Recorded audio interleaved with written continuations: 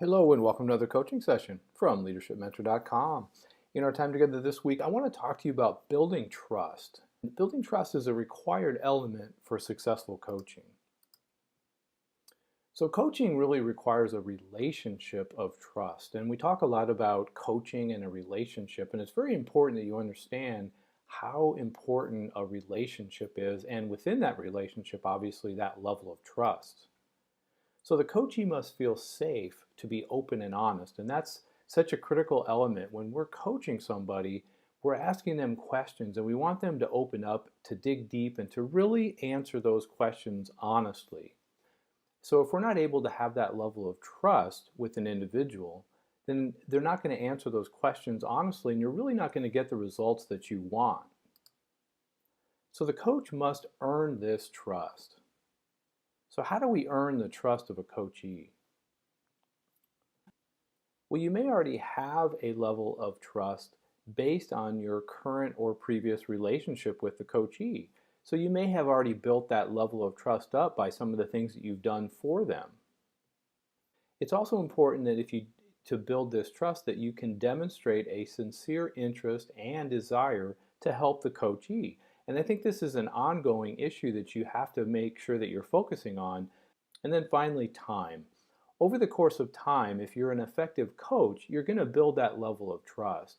So unfortunately, there may be just a time issue here where it just takes a little bit of time to develop that level of trust. So as they see that you're sincere in what you're doing, that you listen, that you're attentive to what they're saying, all of these things are going to help to build this trust that's going to allow you to be more and more successful in this coaching process.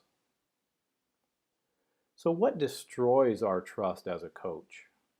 Well, one, sharing confidential information. So as our coachee starts to open up and share information, if you're out there sharing this information with other people, obviously the coachee is going to stop being so open and honest with you, because obviously once that gets out, then they're going to feel like they can't share things with you. If you're distracted during sessions, so when you're meeting with somebody, it's so important to do it where you really can just give them all of your attention and you're actively listening to them. If you're distracted during the conversation, obviously, then they're going to feel like you don't really care.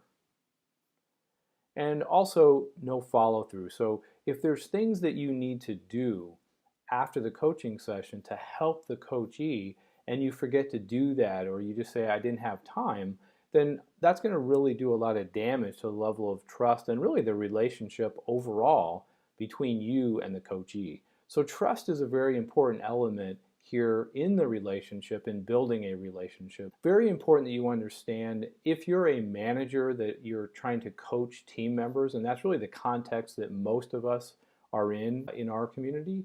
Trust is a very important element, and it's a difficult thing to have that level of trust because you do have positional authority over them. So that means that you do have the ability to impact them in both positive and negative ways. So trust is a little more challenging if you have had to do things in the past that may have caused the coachee or the team member to feel like you may not really have their best interest in mind.